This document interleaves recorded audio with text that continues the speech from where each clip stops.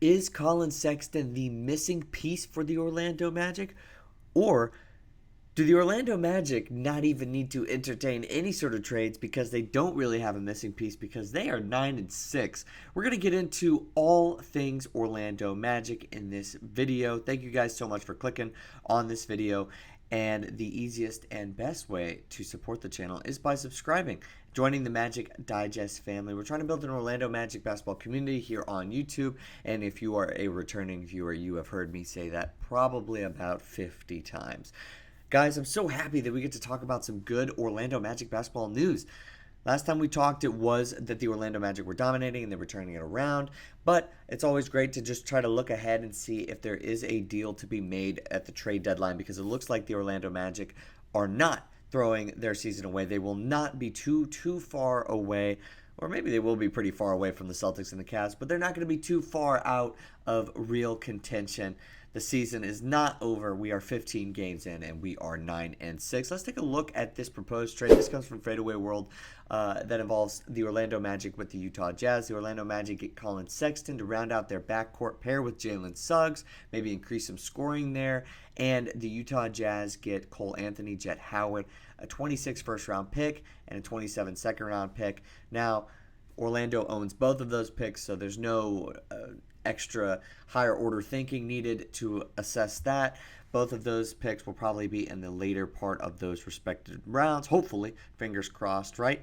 And the article goes into saying that Cole Anthony is a former first-round pick with upside, as well as Jet Howard. I would go and say that there's only half of that deal that has upside, and that's Jet Howard. Cole Anthony, I would say we probably have seen the best basketball from him. Honestly, he's averaging 4 points per game so far this year. Now, is this a deal that the Magic need to make? I would say right now, no. Not because Collin Sexton isn't a good player, couldn't be a spark plug for this team, but also just because why would we trade Cole Anthony, who we, already have invested in time into, but not really a ton of money into? And why would we trade Jet Howard, who is obviously going to potentially be a guy who's in the rotation further, for somebody who's more expensive and is going to need the ball in his hands more to make an impact? I don't really see it. I understand why the Jazz might want to do something like that, to just try to get something for it. I think that would be a lot for Collin Sexton.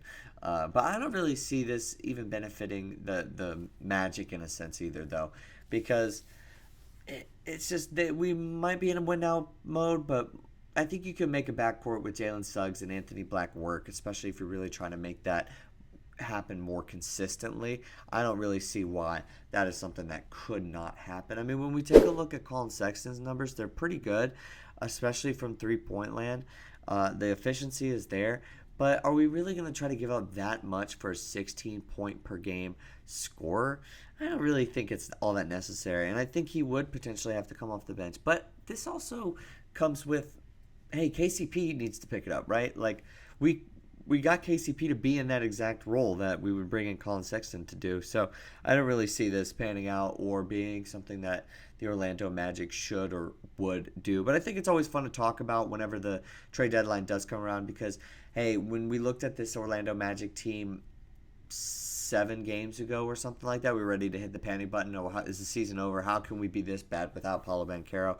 Well, now things have changed. So in 7 games from now, maybe we would hit the panic button and want to trade somebody or make a deal for somebody. I will say, though, for Cole Anthony, 10 minutes per game, 4 points per game, would have not have guessed that this would have been his season. Now, I was saying to trade him earlier prior to the season beginning, but I didn't think he was going to lose all this sort of value. Now he's kind of just a throw-in for a trade, right? And that's not a really good place to be in.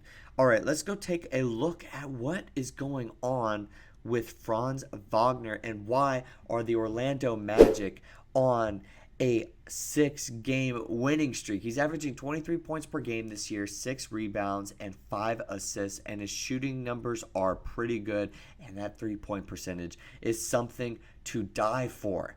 Something to die for. We were all praying and hoping that Franz would get that 3-point percentage fixed, and it does seem like he has done so this year. I'll rattle off the 3-point stats from the last handful of games: 4 of 8, 5 of 11, 3 of 8.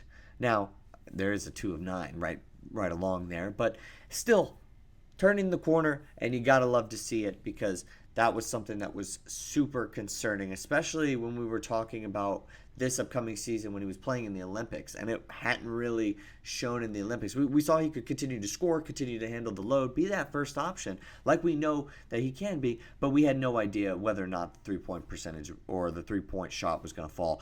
And he's shown that he can shoot it at a higher clip and make them. Some games he's going to be off. He's going to have his 1 for 5s, but he's going to have his 1 for 2s, 2 for 5. He's going to be able to play well, and as I mentioned, obviously the 4 of 8, 5 of 11. He's been averaging, I believe, 30 points over the last 4 games. You really love to see that. 31 points, I think, is the exact percentage. Shooting good at the line, getting to the free throw line. He's shooting 82% for the season, and 82% for the month, 92% last month. So that's about 85% for the season. So he's shooting really well, still slashing, still that kind of guy that we know he can be. And the Orlando Magic now are on a 6-game winning streak. Won the cup game against the Hornets pretty handily. We thought that was kind of going to be the situation. Took care of the Pacers. The 76ers also in group play are getting killed, and they got killed by the Orlando Magic. That was the game that right before was when I made that last video. I was previewing that 76ers game, and I was like, hey, look, win this game. You're on a streak. Let's win this game. And they did handily. That game also was a 12-point victory. Beat the Suns the other night, and the Orlando Magic are just rolling. To come up, they got the Clippers, they got the Lakers, they got the Pistons. Got some teams hovering around 500 right there. But the Orlando Magic are now 3rd in the Eastern Conference. Now this brings me to kind of the latter half of the video. I wanted to really, really highlight Franz, but also there are other players that definitely deserve their flowers too. Badatse has been a very formidable center. Mo Wagner has been an extremely formidable center coming off the bench. Badatse is the one who's kind of been taking the starts. But both of those guys in tandem have been really good. Isaac maybe taking a little bit of a step back, but still playing pretty well. Kentavious Caldwell-Pope has kind of picked it up over the last handful of games. We would still like to see a little bit more, but 10, 8, 9 over his last 3, and then before that 6 and 8. But those 6 and 8 games were poor shooting performances. But picked up the efficiency, picked up the shooting.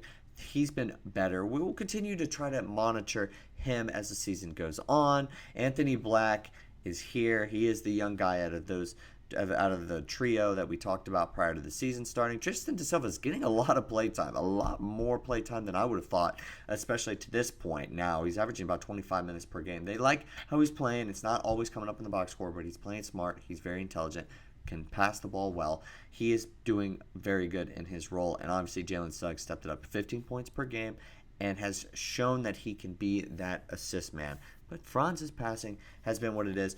But guys, the Cleveland Cavaliers are 15-1, and the Boston Celtics are 12-3.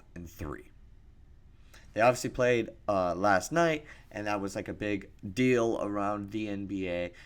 But the Orlando Magic are the 3rd seed. Not saying that the Orlando Magic can compete with them right now. They're about a half game ahead of the Knicks. But just curious as to what everybody's assessment is for the Orlando Magic to start this year. Where do you think this team would be if Paolo Banchero was healthy? I'm just going to put that out there. Do you tell me if are they nearing that 1st seed? Not 15-1. I mean, come on, that'd be ridiculous because they had, more than one loss even with Paolo out there. But would they have been closer to that 2nd seed, or would they be kind of right where they were because of the ebbs and flows of the regular season? Just curious as what everybody thinks. I think they would probably be right where they are right now, which is such a great sign, and we'll continue to wait and see when Paolo Banchero will be able to come back. But thank you guys so much for watching and clicking on this video. I'm going to be more consistent. I've been saying that for a while, but truthfully we'll be more consistent now as the season goes on with videos. So please stay tuned. Continue to show love. Thank you so much for watching. I'll see you guys next time with more Orlando Magic basketball content.